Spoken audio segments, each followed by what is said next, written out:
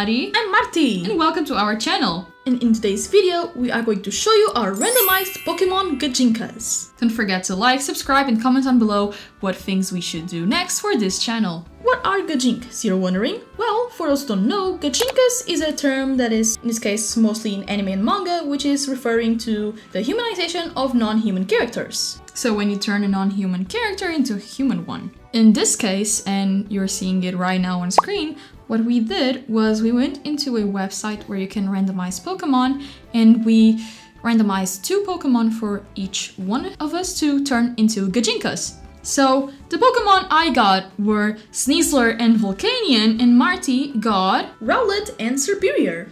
Kind of funny that you got 2 grass types and I just got the most random Pokemon ever, but anyway. And starters. So the first Gijinka you're seeing for the video is my Sneasler Gijinka, and now I do have to mention that me and Marti set a small rule for us to follow. So one of our characters had to be a supervillain and the other just a modern design, a modern human, if that's how I could put it. So my Sneasler is a supervillain. I created this very tall and powerful and just confident looking woman that wears Sneasler's pattern, the pattern it has on its face, as a mask, and of course the bright yellow gems across her outfit.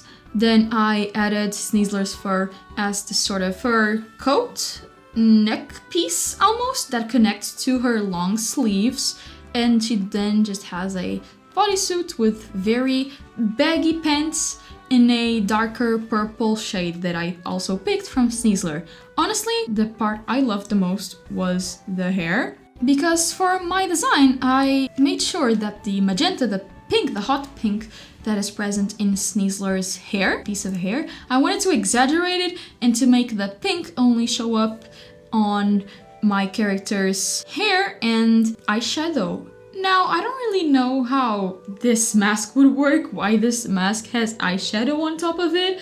I kind of just used the Miraculous Ladybug logic, and I think it looks really good. Not that realistic, to be honest, but I'm still very, very proud of this design. I could see this character being a very mean and cocky villain, and I also kind of see her as this very sneaky but also powerful villain. Sneasler in the Pokemon Legends Arceus games helps you climb mountains and valleys and whatever, and rocky surfaces too, and I do see her being so powerful that she could just do that with her bare hands, even though she has really long claws if you look closely into my design.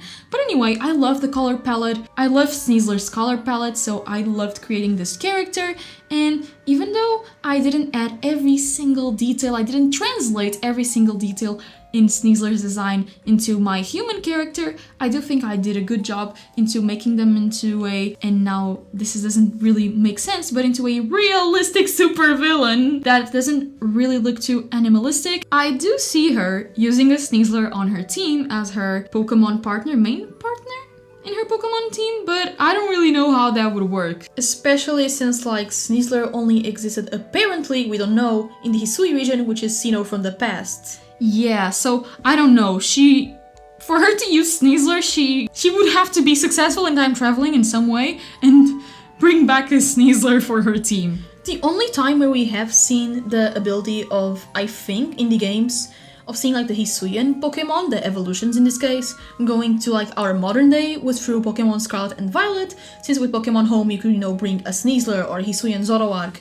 to the game. Yeah, I mean, maybe my character is from the Paldea region and she somehow caught a Sneasler in the Area Zero. I really like your design, though I feel like it was such a wasted potential that you could have honestly given her maybe some sort of gauntlet or something, or a weapon that would do a callback to Sneasler's big gloves, the big claws. Maybe a Wolverine from Marvel type situation. That was such a wasted potential, honestly, but still, your design looks great. I think she looks really cool, and it's a unique, spin on Sneasler's design as supervillain. Yeah, I totally get what you mean. That would have been an awesome idea, honestly. It did not come up at all when I was drawing her and when I was designing her, but again, I didn't really want to make her too animalistic, but I see your point. Sneaser's already a Pokemon that heavily divided a lot of opinions back when Legends Arceus released. I love Sneasler.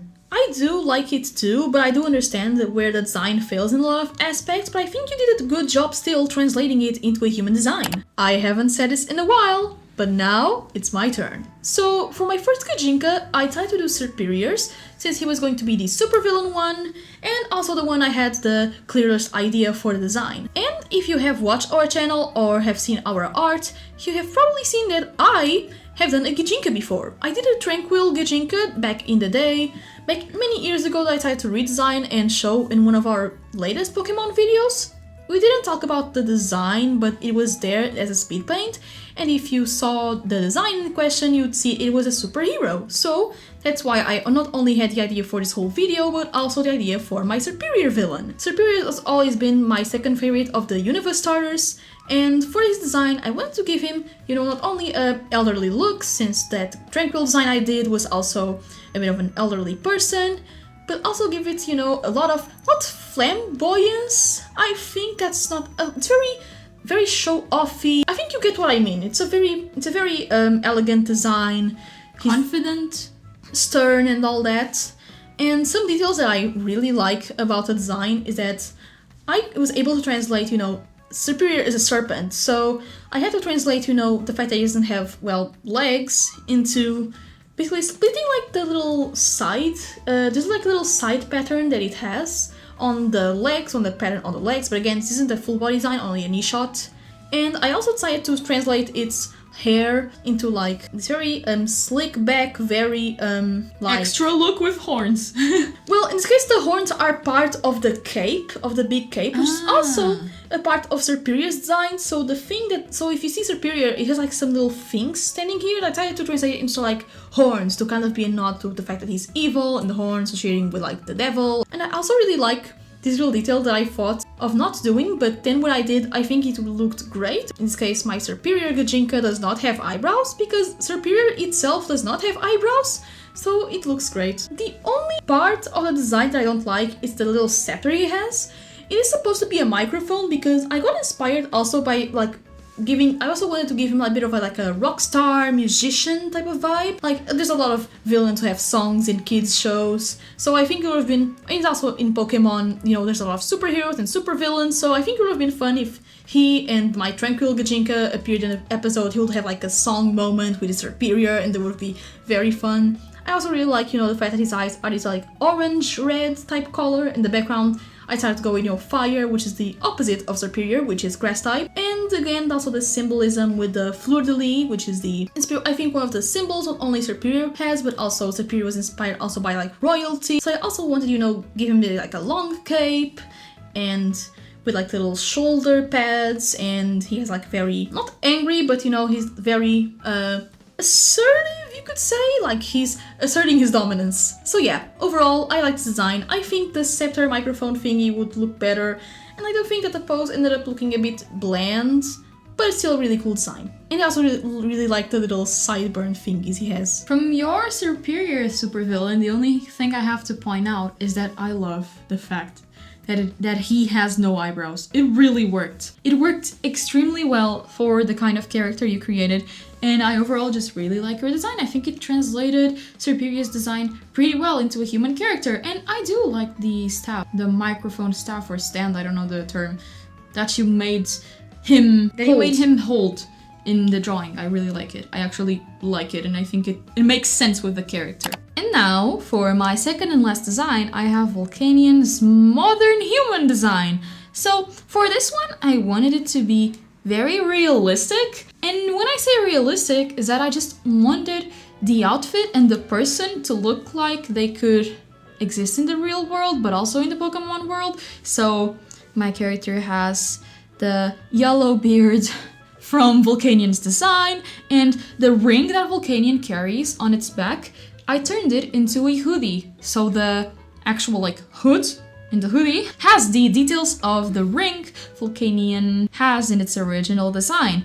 Then I wanted the shorts to mimic the shape of the paws, and it also has the triangles that I guess Volcanian has as its claws, but as a pattern on the bottom part of the shorts, and I just overall really like how I was able to translate the shoulder pads on the hoodie that are meant to be like the horns of Volcanian's head, and I just really liked doing this modern, sleek, a bit minimalistic in some way, designed for a human Volcanian. I will be honest and say here that I've always thought of Volcanion as such a forgettable Pokemon. Like, its typing of fire, water is so cool, but I don't know, it's always felt like one of those, I'm not sure if it's a legendary or a mythical, please correct me in the comments, but I always thought that the concept of like a fire water Pokemon would be so cool. It's such a shame that this Pokemon ends up being kind of forgotten a lot of times, especially since it is also a Colossian Pokemon, and whenever I'm thinking of like the very limited,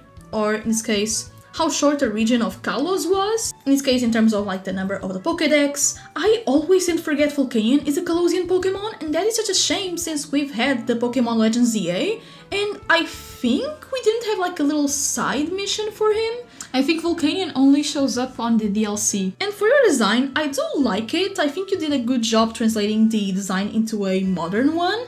Though I think it would have been cooler to see him as maybe a superhero or fantasy, I think you still were able to work with what you decided to establish for the design. And for my last one, my last Gijinka, my second to last Gijinka, is Rowlet.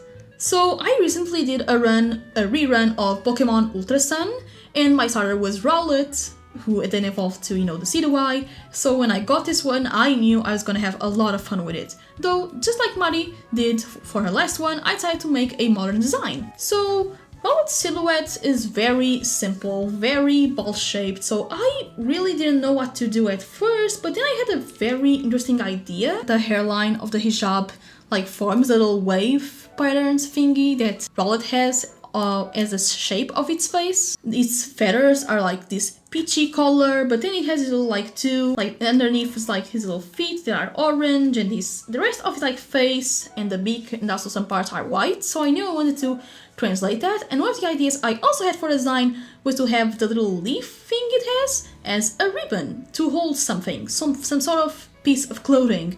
Because, well, it's also something that ends up playing in a lot of his fur designs as Dartrix and also the Decidueye. For the design, I tried to give very simple clothing. I don't know how to describe, it's like a little, not sweater, but it has like the bit of the feather-esque patterns that Rowlet has, and there's a little ribbon in the middle holding the thing, though I feel like it should have been placed better. And I also tried to make her wear a hijab, because I think not only I have never really drawn much fashion with hijabs, and I do want to also say that a lot of these designs I do for Gijinkas is to practice and get better at certain types of clothing, not only clothing but also to try and explore things I wouldn't normally draw in my characters. Yeah, I don't really have much to say about this design. It's cute, it's simple, and I think I did a good job, though I wish I could have done something more wow. Maybe I should have done I don't know, maybe a fantasy design or something cooler, but overall, for Rowlet, who is very simple and fun, round-shaped and cute, I think she works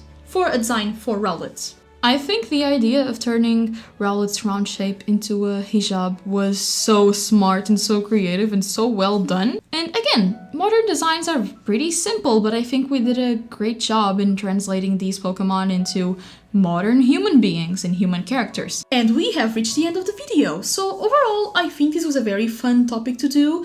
If you'd like a part 2, make sure to, say in the comments, because it was really fun. I do like doing Gijinkas because they end up being very helpful for me personally, because I really like character design, and also to stay motivated and creative when it comes to how I can translate, again, a Pokemon into a person, or how they would look like as a person. Yeah, I really liked working on this video. I think it's a fun, easy, and carefree topic that we were able to bring to the channel for the first time, and that's it. Thank you so much for watching. Bye! Bye bye!